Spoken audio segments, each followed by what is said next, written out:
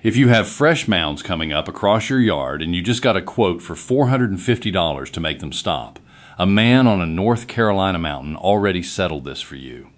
In the spring of 1938, my grandfather Eli stood at the end of a half-acre garden bottom in these mountains and counted 41 fresh mounds in 7 days. A peddler out of the seed and feed had already sold the neighbor a tin of wheat soaked in strychnine. Eli didn't buy it. One mole throws up 15 to 25 mounds in a week. An acre of that dirt will feed 2 of them, maybe 3. He walked to the barn, took a 3-pound coffee can off a nail. His father drove into that post in 1889 and picked up a spade, 2. By midsummer, that bottom was quiet. Some he took with the spade at first light. Some he sank that coffee can under and let the ground do the work. And one he set on a Tuesday, and by Thursday morning the earth in that row had stopped moving. He never wrote a check. He never called a man. Before we go on, there's something coming for this country. It comes down to one number: 3 days. That's what the stores hold for you. Your grandfather's pantry held a winter, and the difference was never money. It was knowing. 94 pages of it in one book. Water, fire, curing, canning, the plants that heal and the ones that kill. AmosWalker.shop. Links below. Back to it. That fall, the peddler came back with a second tin. Eli walked him out to a half-acre of corn with not one fresh mound in it. The man asked which company he had hired. Today, most of us look at 3 mounds, get a quote, and pay it. But here's the twist. Near every method that old man used still works on your yard this year. And the one thing every farm college in America agrees on is a violation to use in an American state. I'm Amos Walker, 7th generation on this ridge in the North Carolina mountains. My people settled it in the 1790s, and I've never left it a day. My grandfather Eli copied near everything I'm about to show you into a leather journal, and he made me swear the old ways wouldn't die with me. This is me keeping my word. Number 3 was built in 1922 by a Scottish shepherd, and the men who made a living with it were paid better than a surgeon. Number 4, you can mix in your kitchen for the price of a sandwich, and the truth about it isn't what the bottle says. And number 2 costs $25.49. Every land-grant college in America lands on it, and in one state it's against the law to use on the animal it was built for. I'm not touching it until we're most of the way down. None of this faded because it quit working. It faded because somebody got paid the day you forgot it. That's not a conspiracy, neighbor. Just how markets work. Tap subscribe. Not for me. Because we're pulling buried work back into daylight, and you'll want the next one they'd rather stayed buried. Not what did we lose. That question is finished. The question now is, who got paid when you forgot, and how you take it back this weekend on the ground under your own boots. Comment below if your own family kept a trick like Eli's. Not just for moles, but for anything a company tries to sell you a fix for now. Tell me who taught it to you, and whether it's on this list or one I need to add. Let's count down from 9. Number 9, the paid answer. Start here so you know what you're being sold. $50 to $80 a mole. $450 flat for a guaranteed removal. Or $100 a month on a 12-month minimum for an animal that lives 3 or 4 years and then dies on his own schedule anyway. Now the shelf by the register. A worm made out of poison. Bromtholin. There's no antidote, not for your dog. Tremors, seizures, paralysis over 24 to 96 hours. 1 row down, the grain baits. A mole rarely eats grain. He hunts live meat in the dark and eats 70 to 100% of his own weight every day. And the rest of that aisle, off your list right now. Chewing gum pushed down the run. Mothballs, razor blades, broken glass, kerosene, coyote urine, marigolds, daffodils, garlic. A pinwheel on a stick, and a beer bottle buried at an angle so the wind hums. And the modern one, a sonic steak at $20 to $80 a piece. None of it works. A steak shakes dirt in about a 10-foot circle. Your mole cuts 15 to 18 feet of tunnel in an hour and routes around it. He already lives in ground that shakes all day. Rain, roots, your boots, worms past his snout. One more buzz isn't a warning. It's weather. Then the expensive one. Grub killer. A grub does chew roots. The lie is the second half. Grubs are 5 to 20% of what a mole eats. Earthworms are 55 to 93. so you spray. The label performs exactly as promised. Your earthworms drop by as much as 70%, and the mole stays. Your great-grandmother's whistling bottle cost her an empty bottle. The same idea with a battery in it runs $80 in shipping. Nobody hid the spade from you. They built an aisle where the spade used to stand. Purdue's Plant and Pest Lab says it plainly. These just don't work. Buy, spray, pay again.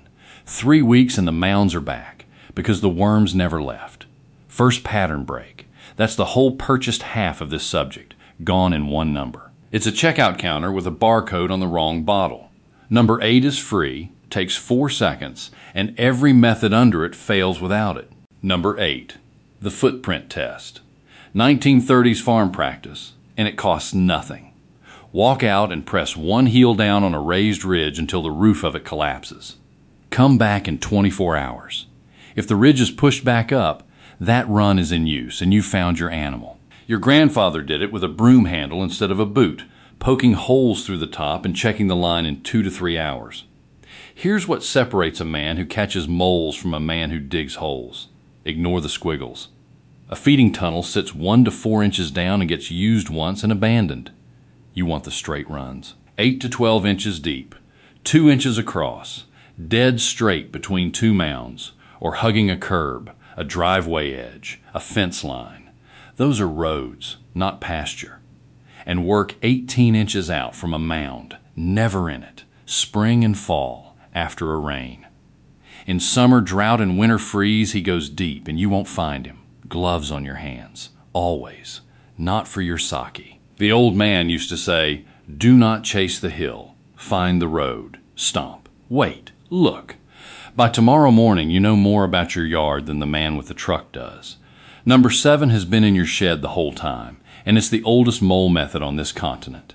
Number 7, the spade, free and older than any trap ever forged. You go out at first light to a run you proved yesterday with your heel. Then you stand there and do nothing, which is the hardest instruction in this video. When he comes forward, the ground lifts, a slow swelling in the dirt, the way a wave comes up under a rug. Then you move once. You drive a hand trowel straight down into the run a foot behind him, cutting off his retreat. Then you lift out a block of soil the width of the spade, 6 to 8 inches across, keeping the turf whole so nobody can tell you were there. 19 years old, 2 cold mornings on the same run, and both times I put the trowel in ahead of the animal instead of behind him. I cussed my grandfather for making me learn it. It was the 3rd morning before I understood the whole trick is the word behind. Ain't shame in the learning. There's only shame in not trying. This one died because it couldn't be sold. There's no product in a footprint and no invoice in a shovel. Rutgers still lists it in writing as direct removal. Flatten the runways, flag them, block the mole with a shovel. Stand, cut, lift. No dollars, 1 mole before breakfast. Number 6 was a Roman idea, and your version of it costs a pail and 70 holes. Number 6, the buried pot. Roman, and still in the university literature this year. Dig up an old Roman site and you find earthenware pots set in the ground and filled with water. Those were mole traps. Clay barrels turned by the village potter came next, then hazel wood, then elm, then Victorian metal. Here's the version you can build tonight. A clean 5-gallon pail, odor-free. Drill about 70 quarter-inch holes through the bottom. Cut into a proven run and sink that pail so its open top sits 3 inches below the tunnel floor. Fill it 1/4 to 1/3 with rich, loose soil. Bait it with 6 to 8 earthworms in a small container pressed down into that soil, and they'll hold 3 to 4 days. Cover the whole thing with mulch hay and a weathered board. Or run it with a 3-pound coffee and set flush to the tunnel floor, which is what hung on that nail in my grandfather's barn. Then leave it be. 3 days untouched beats, checking twice a day. One man documented 4 moles out of the same pail in a single 3-day cycle. Here's the part they leave out. A mole carried off and turned loose has a 70 to 90% chance of being dead inside 2 weeks. The University of Oxford scored every method in 2016 and ranked live trapping and relocation worse for the animal than a quick trap. Not milder, worse. Nobody banned the coffee can. The potter went out of business. Sink, bait, wait. 3 days, and you either have him or you've learned something. Number 5 is the only permanent answer on this list, and it's the one I'll talk you out of. Second pattern break. We're through the hand and eye half. From here down, it's materials: mesh, oil, and iron.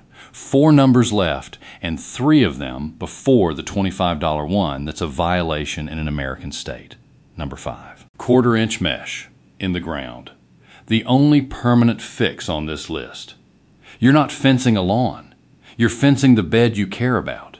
You dig a trench around it and set 1/4-inch galvanized hardware cloth 24 to 30 inches down, with 6 inches of it standing above the grass so he can't walk over the top. At the bottom, you bend 3 to 6 inches of that mesh outward, away from the bed, at a right angle. 1/4-inch mesh, not chicken wire. A snout goes through chicken wire like it isn't there, and you can't tell by looking at the roll. Honest cost. A trench, a weekend, and a sore back, and for a whole yard it isn't worth doing. Washington's wildlife people put that in writing themselves. Labor intensive and costly. Your great-grandmother's version was a plank on edge around a kitchen garden, and it cost her the plank. 100 feet of 1/4-inch cloth today, plus the trench, runs more than the exterminator wanted for the mole. Nobody stopped teaching this one. It doesn't fit in a bottle. The University of California's pest program still publishes those same numbers. 1/4-inch mesh, 2 feet down, 6-inch lip bent over. Dig, bend, forget. Done once, and that bed is closed for good. Number 4 is the folk cure that half works, and I'll tell you which half. Number 4, castor oil. The one old remedy with real evidence behind it. 2 recipes. In your kitchen, 6 ounces of 100% unrefined castor oil, 2 tablespoons of liquid detergent, 1 gallon of water. Off a shelf, a concentrate at 1 ounce per gallon, covering about 300 square feet. Half an inch of water on that ground before you apply it, 1 full inch after. It has to wash down into the root zone where he's hunting.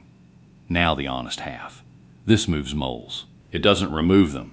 Nebraska calls it minor effectiveness and notes a mole will simply burrow under a perimeter treatment.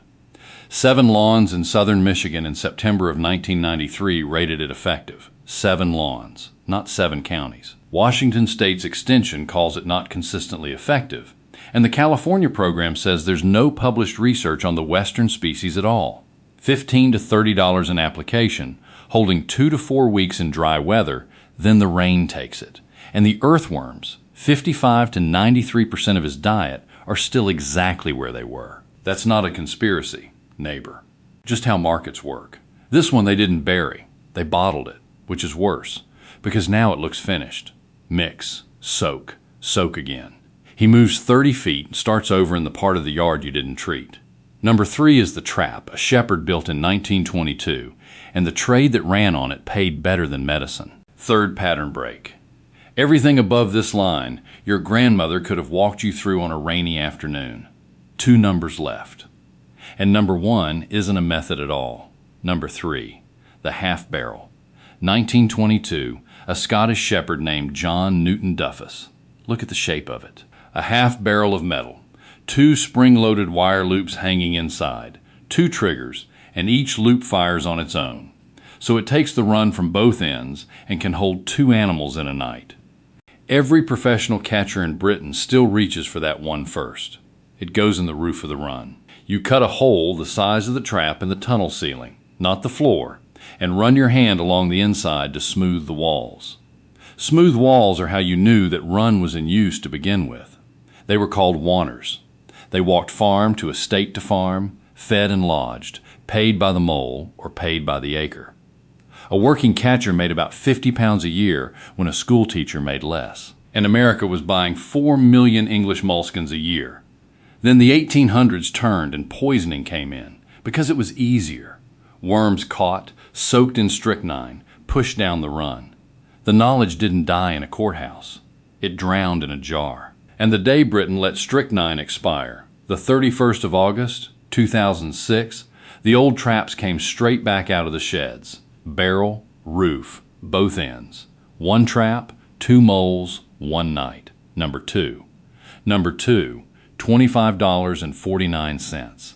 The only method every land-grant college in America agrees on. 3 shapes, and you match the shape to the tunnel. The Harpoon, Victor, or Sweeney for a shallow surface ridge.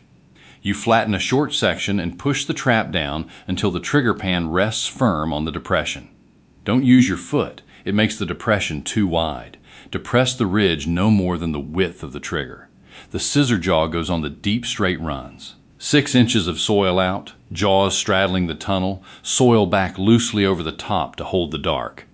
That's the out of sight at 2549, or the WireTech easy set at 40 and change, which sets by stepping on a lever with no digging at all. And the choker loop, the Nash, where the loops must encircle the burrow without touching the tunnel walls. Here's why iron beats poison. A mole can't leave a blocked tunnel alone. You put an object in his road, and he comes back to reopen it. He sets the trap himself. 3 at a minimum, never 1. Water the lawn first if the ground is dry, or he stays deep. Flag every one so the mower doesn't find it. Check daily, and if nothing, in 2 to 3 days, move it. When you pull a harpoon, dig around the tines first, then lift, or you'll leave your mole in the dirt. Set it, flag it, check it, in that order. Then Tuesday becomes Thursday, and you walk out with your coffee, and the row is flat. Nothing moving, no fresh dirt. Stand there a minute and understand what your great-grandfather understood. Now the part not printed on the box. In 2000, Washington passed Initiative 713, and because these traps grip a body, the exact trap a Nebraska Extension Office will name for you is illegal to use on a mole in Washington. No exceptions. I'm not your state wildlife officer. Know your line on a map before you set anything. They didn't ban this one on you. They quit saying it out loud because there's nothing to sell a man twice. Number 1 isn't a method. Number 1 is the animal, the thing all 8 of the others were pointing at. The heel on the ridge works because he can't leave a broken roof alone. The spade works because he comes forward to repair. The Roman pot, the coffee can, the pail with 70 holes, the barrel in the ceiling, the harpoon, the scissor jaw. Every one is the same single bet on the same single instinct. He'll come back and fix it. 3 to 5 ounces of him, alone in his tunnel, eating his own weight in worms every day of his life, and he can't tolerate a hole in his own house. Eli wrote that in the journal in what looks like 1941, and it was never a Walker secret. Every ridge in these mountains ran it. He isn't a plague. He isn't an infestation. He isn't eating your garden. He's eating what eats your garden. You have one of him, maybe 2. And if you missed it, go back and count how many times the invoice was optional. That man in 1938 wasn't poor. He was sovereign. He looked at 41 mounds and didn't conclude that he needed $450. He concluded that he needed 2 mornings and a coffee can off a nail. This was never about a mole. It was about the difference between a man who owns his ground and a man who rents the right to fix it by the month. That's what got taken. That's what you just took back. That isn't doom talk. The stores are open. The only thing missing was the part of you that could handle 2 mornings and a shovel. It's just untrained. The man in the truck isn't your enemy. If you have a septic field under it, or an acre of it, pay him. It's the belief that he's your only option that's cost this road money nobody can count. Here's what I want you to do this week, not next spring. Saturday morning, walk out and press your heel down on one ridge. That's the whole assignment. Sunday, go look. If it's pushed back up, you found your road, and you can put a spade in it, or sink a coffee can under it, or set one $25 trap in it. One run, one method. That's all. I ran the scissor jaw beside my own bean rows 2 springs back. 3 traps, moved once on the 3rd day, 2 moles inside a week, on the same ground a company wanted $450 for. Tell me down below, did your granddaddy have a mole trick that isn't on this list? Or did that one not make it down to you either? I'm building the next video off whichever one gets the most comments. Next time we're going after the animal your grandmother kept in her garden on purpose, the one the county agent tried to talk her out of in 1961, the one that did the same work as a $40 bag off the shelf, and the one the catalog spent 30 years teaching your parents to be ashamed of owning. If you're not subscribed yet, do it now. There's a 300-year library closing one old man at a time in this country, And every piece you save is one they can't sell back to your grandchildren. There are 300 more of these buried in Eli's journal. Now you're one of the keepers. Keep the old ways.